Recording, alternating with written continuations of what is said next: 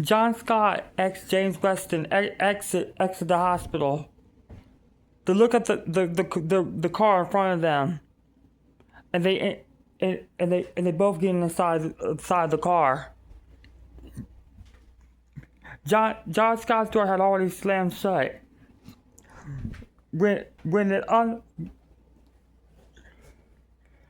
When Taylor Sandy scares the living hell out of James, James's response is a fighting position in which Taylor Sandy has her hands in her pocket, in her black vested pocket. I understand you're taking martial. Taylor responds, I understand you're taking martial arts classes, but I'm not ready to die today. Or tonight. Or ever. You would just leave that off where it's at. James unfolds his fist, and John watches as from the outside of the car as Taylor and James respond to the situation. John looks up at the windshield on the side of the car, and it seems like a black ominous force had wind over past John Scott. However, outside the car, Taylor responds, "Would you just..." and halts her line. The wind blows ominously throughout the area as James Weston and Taylor Sandys notice the transactional winds within the area. James looks around along with Taylor. Sarah, whom had just exited the women's restroom at the nearby parking corner store, notices the exchange of the winds too.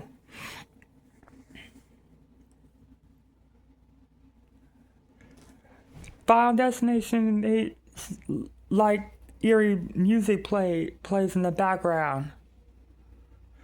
As the wind stops, the music stops.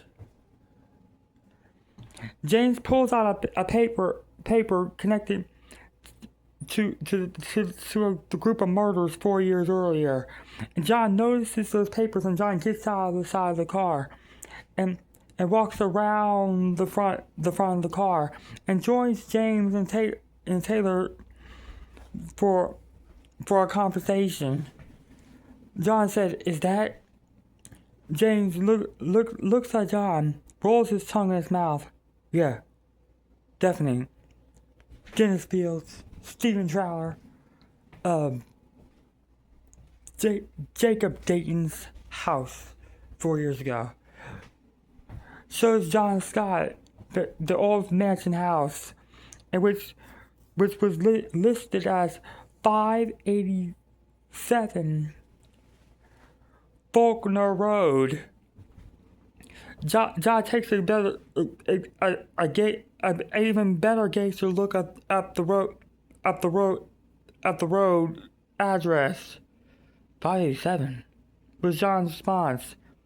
Taylor responds, 587? Sarah Cunningham walks past them. In response, 587. Jeremy Clifton joins the group. It says, "Did you guys say 587?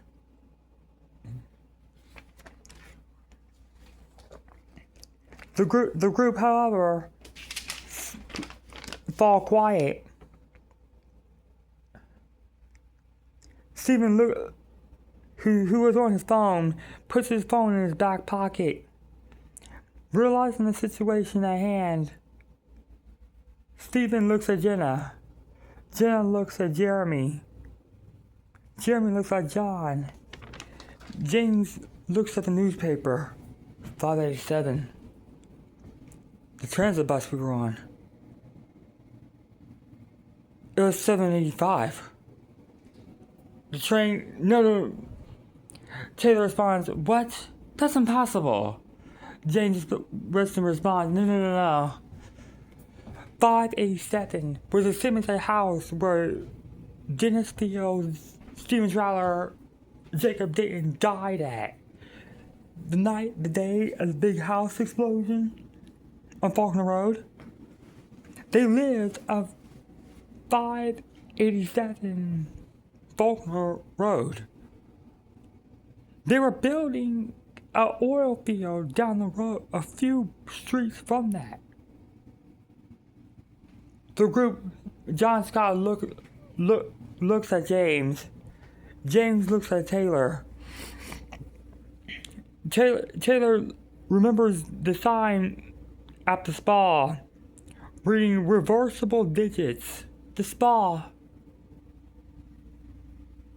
The group look at Taylor. It's coded. The spa's address was 578 Faulkner Road.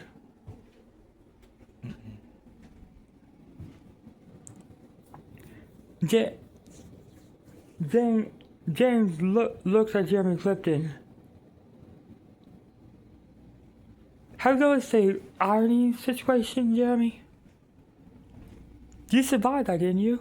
Jeremy responds to the situation. Yeah, but I wasn't part of that listing. Takes the papers from Jeremy, from James. I was part of the listing, but I didn't save me, and then I guess it was to skip me. Leans in the car behind him.